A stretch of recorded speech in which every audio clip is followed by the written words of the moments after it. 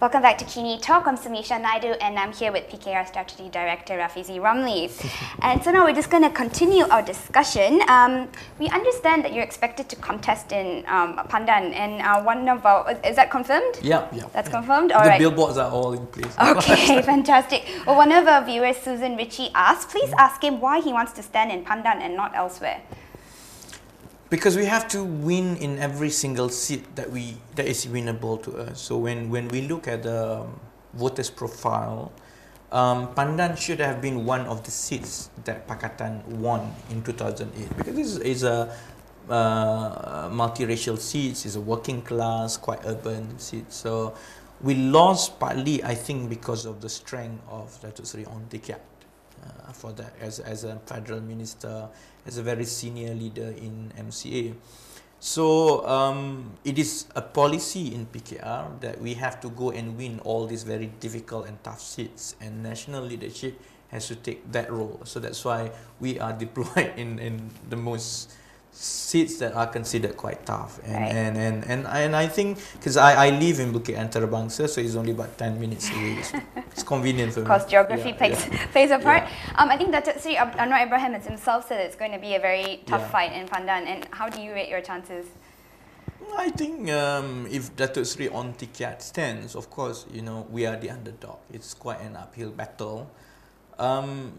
But then again, upsets happened before, and I think over time, because Datuk Seri Najib kept delaying the election, we had about 1 full year to really campaign house to house and make our presence felt in Pandan. At the same time, the turmoil on MCA's camp on the part of nomination, whether or not Datuk Seri Ong Tee Keat is going to stand, so far in a way has played to our hands quite well. So I think while it is going to an uphill battle, I am quite optimistic. I think hopefully it should be fine. Okay, well, if you could choose your opponent, who would it be, Ong Tee Keat or Gary Lim, which I believe is MCA's pick? Well, I don't know. I mean, it depends. People argue differently. I think people say that if it's Gary, then suddenly he becomes the underdog, and maybe things are turned around. And people say it's Ong Tee Keat, then maybe I am the underdog. So I think because of that, either way, we focus on issues in Pandan, and our campaigns in Pandan for the last 1 year, because we don't know who will be our opponent, is all about policies. So far, I think the opponent is not really factored in our campaign. Really? You don't have a preference? You don't have someone you'd rather go up against? No, not really, actually. To be so your policies are going to win it for you? It doesn't matter who the opponent is? Because from the very beginning, when we really went down aggressively in the last 1 year, if the strategy is to change campaign strategy based on who is the candidate, then we will be paralyzed, because we wouldn't know the candidate until the last minute. So we decided very early on, ignore who is our opponent, and therefore just concentrate on introducing myself, getting to know the voters, getting to know the issues. So things have moved along that way. So I think this last minute doesn't really make any difference, and therefore there's no preference on my part. Okay, so why should people vote for you in Pandan? Okay, that's quite difficult, is it not? I think we are at the junction when Malaysia must make a choice. Do we remain with the last 55 years legacy of UMNO Barisan Nasional, with the kind of problems we have now economically, socially, politically? People talk about quality of life and education. Voting for BN, regardless of who is the candidate, means choosing the status quo, which will only get worse. So I think people should vote not so much because it's me or the personality, but people should choose whether they want change and hope. And I think voting for younger people like me, like Nurul Izzah, with a different outlook altogether about where this country should be heading in the future, is about putting some faith in a new hope that we can be better. So I think even if I garner better votes than my opponents, I don't think it's so much about myself personally, but it's the trust that Malaysians put in the hope of the future of this country. And I want people to go to election thinking about that. The choices is not so much about individuals, the choices about where are we going as a country and society. Okay. So we put it on Facebook actually that we were going to talk to you today, and we got a few questions. We can't read them all out, but here's one first by P. Bunjin, and he asks, if PR takes over, what are the priorities and focus that you will be taking on to show the reforms that you are selling to us? Now, if you could just give him a quick answer. Tough question. I think the two most important focus will be to immediately ensure that the public feels the benefits of reforms. And that means that our promises for structural reforms of the economy has to take place immediately. We have to be able to control inflation. We have to make sure that wages finally catches up with cost of living. We have to phase out duties and taxes that have burdened the public for the last few years, so that I think economically on the ground people feel that it's worth and it pays off voting for this government. Once you get the public on board and you get their goodwill, then you can really focus on the other structural reforms that we need, especially combating corruption, especially making sure that government really delivers what government should do, move away from what is not in the realm of government. So I think it's two-pronged, and the first 6 months is pretty much making sure that the effects are felt on the ground, and that usually the quickest effect is when it comes to our pocket. So we have to deliver our economic promises within the 6 months. So that would be the priority, delivering on the economic promise. All right, okay, next we have Anthony Joe Hart. If PR wins the general elections, will free education be for all or only those from poorer families? Because I feel it's not fair. Those who are from rich families also can get and enjoy free education. Okay. I think I take exception to that, because on two grounds. I think rich or poor is quite subjective nowadays. You know, you can be talking about people in Kuala Lumpur or Klang Valley getting 4,000 ringgit per month with 7 kids. They they struggle economically compared to people from, say, Kemaman, from where I came from, a pensioner with 2,000 ringgit with no children to look after. So I think this thing about our understanding about rich and poor is quite blur nowadays, because different areas have different economic realities, and because of that, the distinction for us to be able to decide who are poor and who are rich when it comes to something as important as education, it will make, that's why mean testing on facilities for education is going to be very difficult for us to be fair to everyone. I feel that education is the best investments that we can make.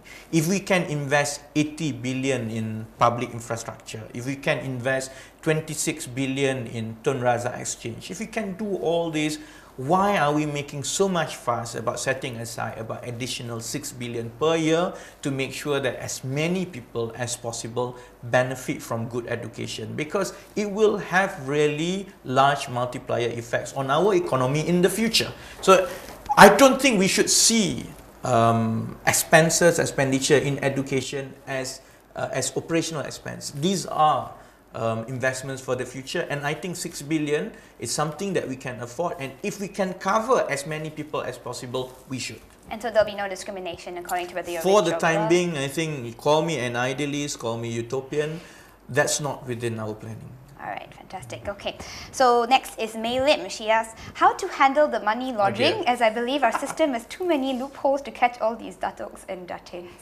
I tell you, actually, we have really strong and tough anti-money laundering laws.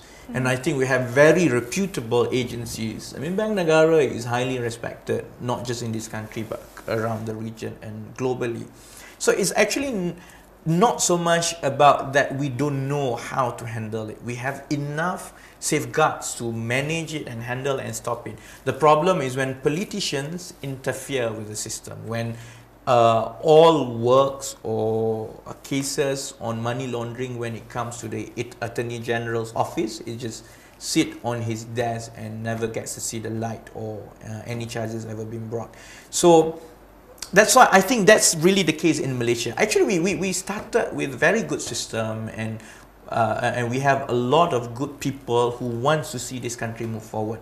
They just need to be allowed to do their job. and politicians, people, the powers that be must learn to understand and trust these people that it is their job to do what they are asked. And once you do this, I think you will see a lot of problems we have with money laundering, corruption. Actually, I think we have more successes in combating all this. Okay. Next, Sugu Kuti asks, what action will PR take on Muslims of any party who disgraces openly of any other religions? Now, I think the question here is just basically, criticisms toward other religions made by other politicians. Yeah, I know this is one particular guy from whom I don't cherish at all. I think we have to fall back into laws. If we have tough laws on small things which can be considered as sedition the moment you speak against the government, I mean that's how tough our laws have been. We should be as tough on these people when it comes to insulting other religions, because as a Muslim I will be extremely upset if people make comments such as what has been done by Zulkifli Nordin. Do you feel there is a current double standard in the way these comments have been handled? Yes, definitely. I think and Muslim as a majority in this country, we have to lead.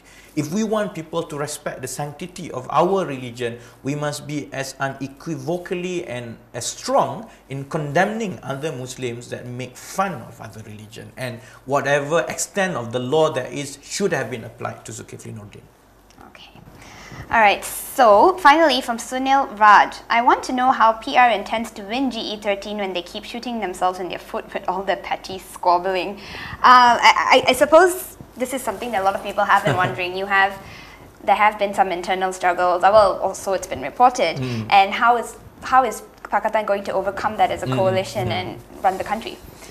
There's positive effects and there's negative effects. I agree that it looks bad publicly because I think public expects us to be fully united to take on Barisan Nasional. So it is a problem. I acknowledge it is a problem when people continue to speak against the party line, or people does not understand decorum in the coalition politics. That's bad, and that is something that we have to manage, and we have to ensure that it is kept at the bare minimum, especially this close to election. Yet at the same time, I think Pakatan Rakyat survives as it is until today, after 5 years, given all the turmoils and attacks and pressures from outside, is precisely because we have that culture that we have built in, because we survive this kind of so-called internal squabbling. There is an inherent culture in Pakatan now that we allow dissents to take place, and we manage it democratically, and we have mechanism within our leadership council and so on to discuss this as coalition partners. So we have to strike a balance, because I don't agree if people feel that everything has to be tip-top and silent, that no criticism is allowed at all. I think people should be allowed to vent off. It's just that sometimes certain things that have been said publicly could have been managed well behind closed doors within the internal intra-party mechanism, which some of our leaders from all the three parties did not respect. So it is a culture that I think, and decorum that I think sometimes is a matter of personal as well. There are some leaders who are finding it very difficult to follow decorum, and that is the responsibility of individual party leaders to make sure that they toe the line.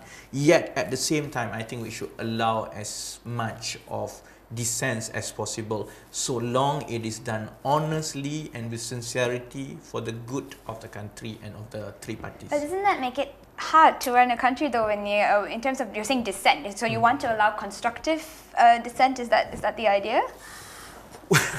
Well, I think different people will view each opinion differently. What is constructive to me may not be constructive to other people. That is where I think it's going to be a problem the moment you put a cap, a lead, you know, about what people can or cannot say.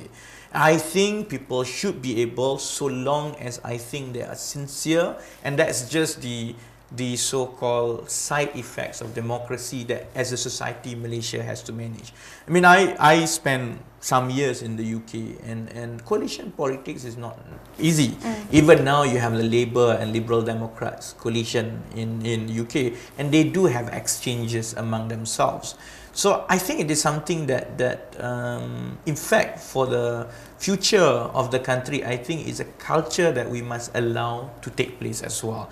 The issue is some of the dissent, so to speak, could have been managed internally. So there is no black and white about what and what cannot be done. I think it's a maturity of the leadership in all the three parties to be able to decide what can be brought outside and what should not.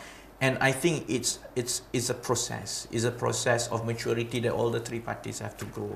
And I would not, for example, sacrifice that maturing process just for the sake of presenting a very nice, squeaky clean image to the public just to win an election. Okay, well, Mr. Rafizi Ramli, thank you so much. Those are all the questions we have. And thank you for joining us today on KiniTalk, and thank you for watching. Sure, thanks.